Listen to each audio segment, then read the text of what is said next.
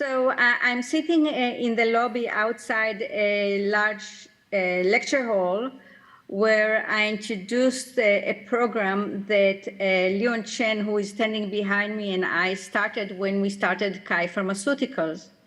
I'm sitting down because we were just alerted that the first clinical trial site with the drugs that we developed at our bench at Stanford is now going to be given to a patient with acute myocardial infarction, where the drug is going to be given directly to their hearts through the guide catheters that is used to open up the occluded artery.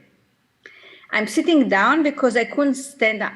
My knees were not holding me, and all I had to do is push a return button, but that was really hard because suddenly I realized that my basic research is now translating to patients, and there is a patient there and their physician and the family all agreeing to participate in the experiment, and that's really an overwhelming feeling. By training, I'm a protein chemist, and I worked on a problem that relates to protein kinase C, something that Nishizuka in Kobe University has started. And I'm trying to prove a working hypothesis of how multiple protein kinase C isozymes are specific to different functions. And because our working hypothesis that localization of the enzyme is a key component for the specificity, because this hypothesis was not accepted in the field, we developed short peptides that were selective inhibitors of this interaction, and we showed that they affect the function of one enzyme at a time. Still, the academic group were not really accepting the theory, so we started to think about using it in a model where it's really clearly showing a benefit. And eventually, we decided to work on a model of heart attack. And that's when we showed that by giving one of our inhibitor of protein kinase C localization, we can reduce infarct size in animals by 70%. And eventually, since no pharmaceutical industry was interested in the invention, because the drug was given after heart attack to prevent what we now call reperfusion injury, they thought that that's not possible. So here is the first lesson of entrepreneurship. If you are really believing in your data and you believe the utility of your findings, it's important to dare. And here, Leon Chen, the graduate students that stand behind me, and I dare to start KAI Pharmaceuticals. And the studies in human was showing great benefit. I'm also showing you that next to me sitting Kevin Grimes, and I'll mention Kevin Grimes in a moment again. He was a chief medical officer of KAI Pharmaceuticals. Daria, could you hold on a second? Because the slide is not turning turn to the next one, probably. Which slide are you now? Number 2. Number 2. Oh, okay, go ahead. Yes. No problem. Absolutely no problem. I'm sorry to interrupt. All right. So in order to start KAI Pharmaceutical, I had to join the company for 1 year. And when I came back, I decided to start a program that we call Spark. And the reason for the Spark was because we realized that there must be many good inventions in academia. Now I'm in slide 3, Tomo. Yes. Many good inventions that end up only as simple papers instead of actually benefiting patients and society. I also learned during my year in KAI how little I knew about the process of drug development. And so I felt that it is important that academic institution will teach the students the materials that is required for them to be successful in their jobs, which is oftentimes in industry, not in academia. I also recognized during that year that I have learned only what I don't know, but not enough to teach anyone what they need to know. And therefore, I asked my colleagues in industry to come and help us teach this material. We have recruited initially 5 advisors, and eventually now we have over 200 advisors that volunteer their time to us under confidentiality agreement to teach our academic inventors in what is called now translational research. The idea of Spark is to provide this education on campus, increasing the impact of academic inventions so they will benefit patients and society rather than simply end up as papers in good journals. And importantly, the process of drug discovery became extremely cumbersome and expensive. And so one of the activities that we are hoping to achieve is to improve the process of drug discovery so it will cost less and it will be faster. We started this program 16 years ago, and after a year, I recruited Kevin Grimes, who I showed you in the previous picture, to join me and help run the program. What we do is something that academicians rarely do, and that is to think about the end first. Who is your patient? What is a drug? Who is your physician? What other drugs exist in the market at this time? What other drugs may exist when you are done developing your project? Starting from the end in mind is important because it allows you to identify where are the big gaps between you and the target. And then it allows you to focus on closing only the gaps.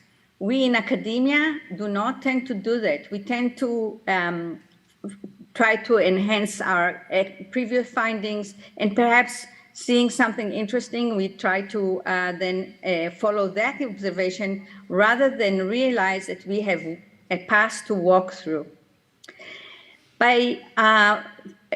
In our program, we provide the education that is required to understand what is needed in drug development, which, as I mentioned earlier, is not what we usually teach in academia, and it's not intuitive. It's rather complicated. There is a need also for what is called project management, somebody that works and makes sure that we are working on schedule and in the right order of things. And finally, and importantly, we also teach entrepreneurship, which is something that is not easy to do. It requires first and foremost courage, because the chances of failing is very, very high. And then it's important to recognize what you don't know and who are the people around you that can make sure that you are provided with the right information. We provide to our inventors a little bit of money, but importantly, the mentorship by industry veterans that are on confidentiality agreement and provide their advice freely. We have multiple advisors in the same field that are open to introduce their suggestion, but recognize that the inventor may not take their suggestion. So rather having multiple opinions in the room, that allows the investigator to choose one idea while hearing the other options and then going to the other option if the first idea has failed. Of course, we also provide introduction to investors, to companies, to contractors, and so on. That's an important factor in our activities because, again, in academia, we are not aware who are those entities. Here is a summary of Spark record in the past 16 years. We have reviewed over 1,000 proposals, and eventually 150 projects that we took on graduated. Of these 150 projects, 151 projects, 60%, almost 58% exactly, actually were a success. And the success was determined by whether they went to a startup or were licensed to existing company or entered clinical studies. So we started 51 new companies, 18 projects went to existing companies, and 19 clinical trials were conducted at Stanford and elsewhere. 58% success is a very high number, especially if you consider the fact that we provide only $50,000 a project a year for education programs that last 2 years. It is a great success rate because in industry, when they have reached 10% success rate in a program that Eli Lilly started several years ago, they thought that the achievement is sufficient to publish a large article in Nature Drug Discovery Review. In that program, they provide over $2 million per project per year. So you wonder why our program is so successful. And you could say, well, maybe the ideas are very good. Maybe the selection is very unique.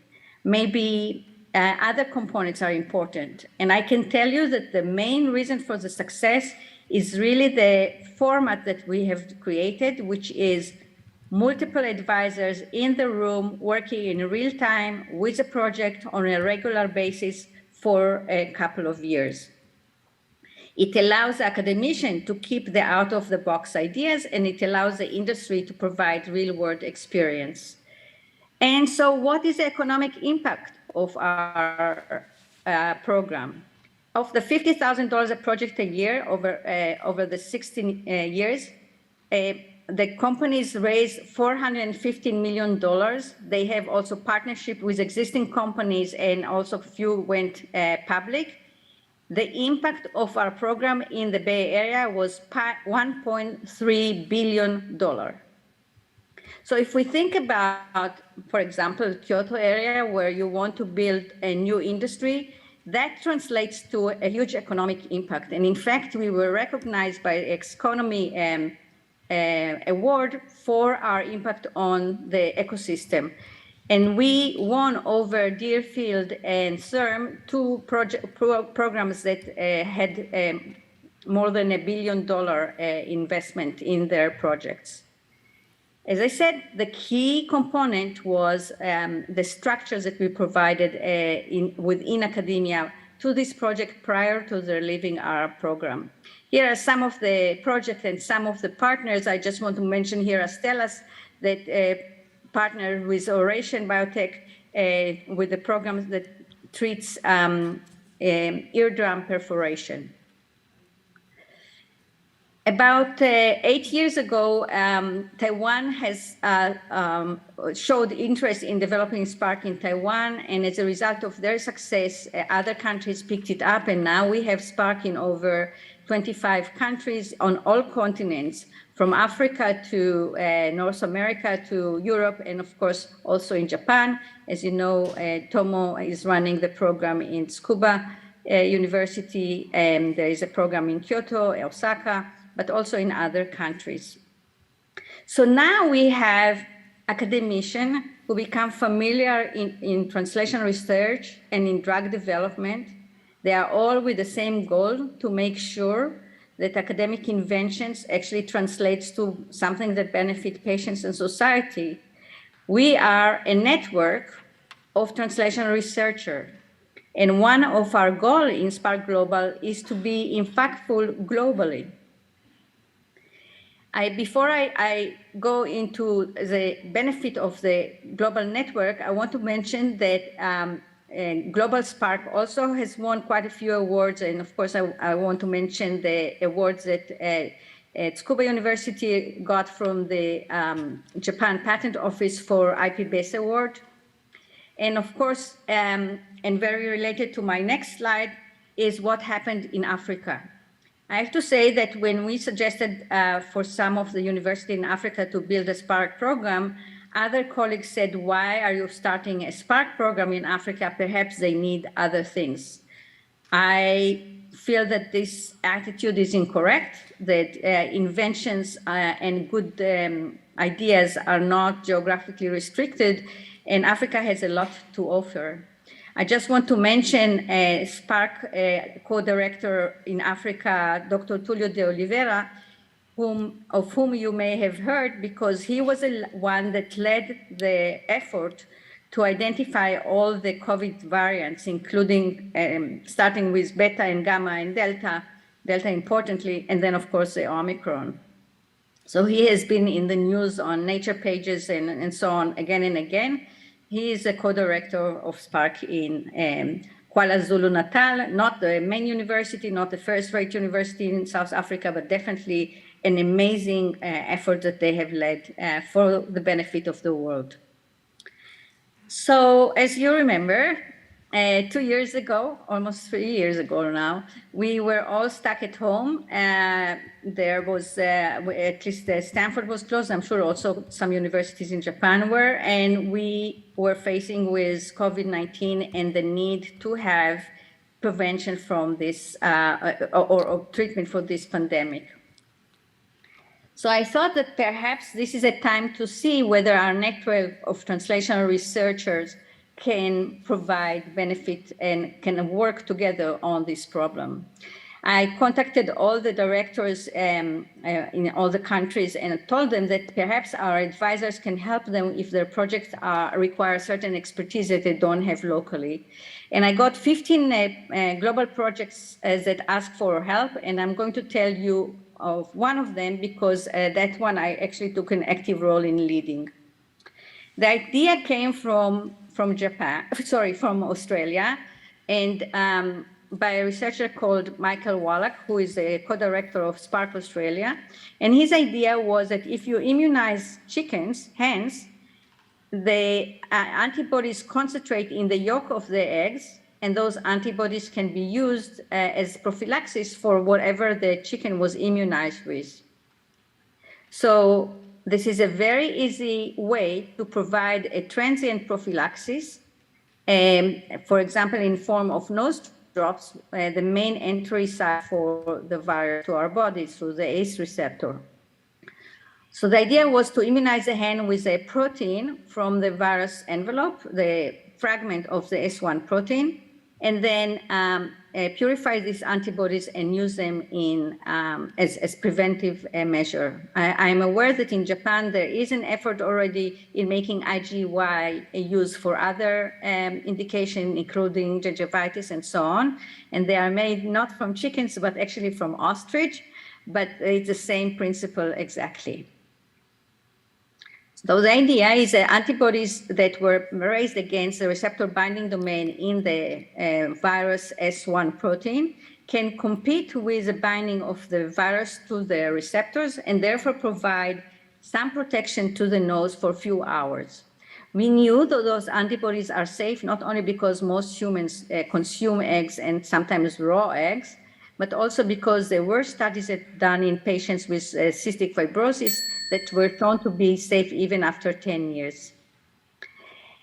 There is also obvious great benefit because production of this prophylaxis is very fast and very cheap, and therefore allow us to use it also in low-income countries with limited resources. We started the idea from no knowledge. I had zero knowledge in this project in May of 2020. And by December of 2020, in less than 7 months, we completed phase 1 study, safety study in human in Australia. And the study showed that the treatment is absolutely safe. All the work was done with advisors from industry who volunteered their time and also sometimes their efforts.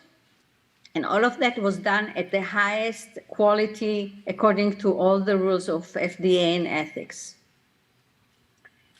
It required a network to be successful, and this network is shown in part in this map, where I reached out to Oslo and to Australia, to Sydney, to a number of sites in South Africa, including chicken growers there, but also in Germany and in the US and so on.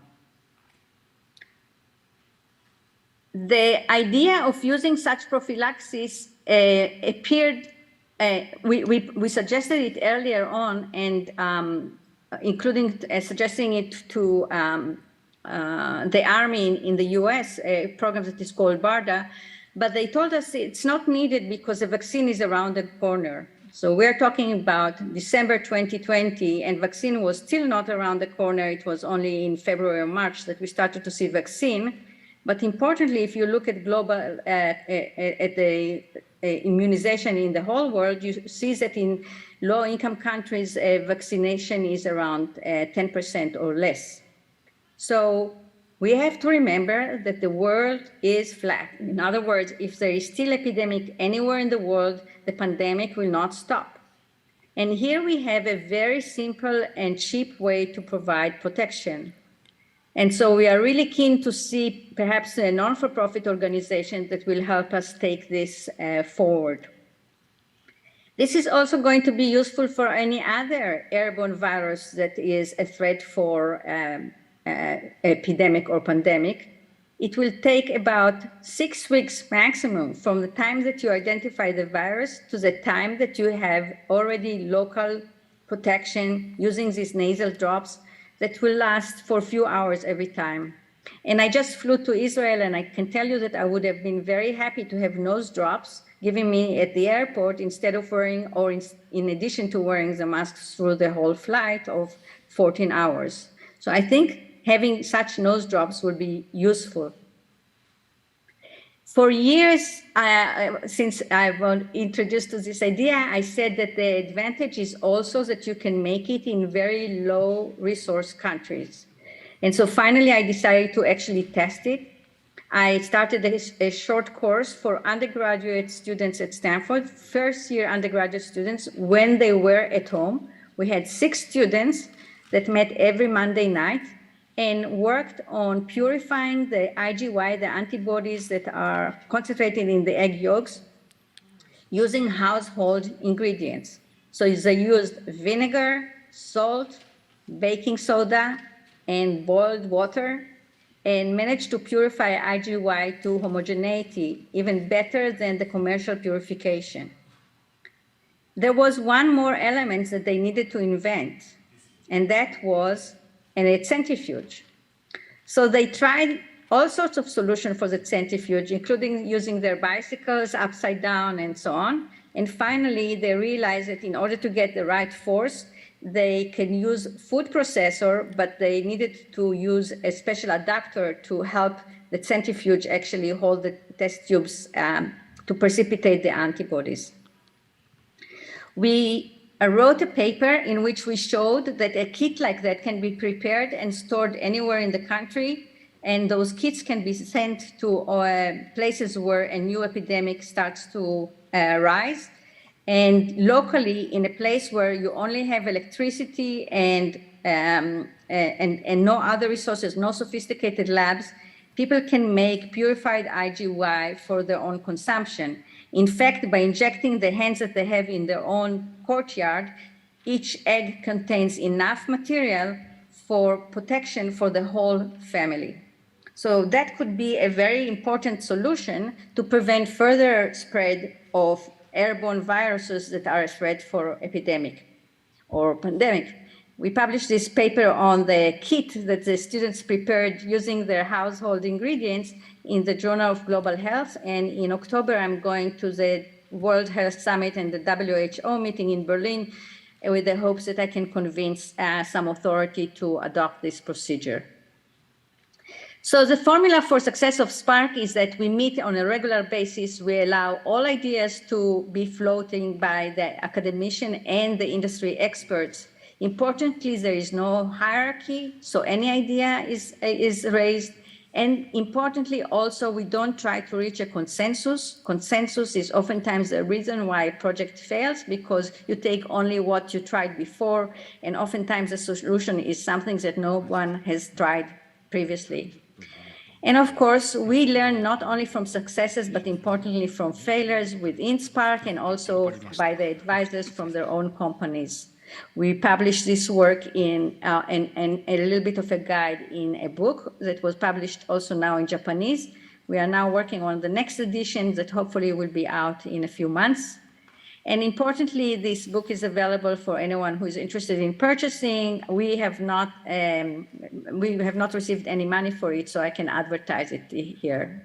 So I'll stop here, and I thank you for your attention. I want to congratulate those among you who are entrepreneurs now. It requires a lot of courage and perseverance, but importantly, it is really worthwhile because you are going to create an impact on patients around you. So thank you for your attention.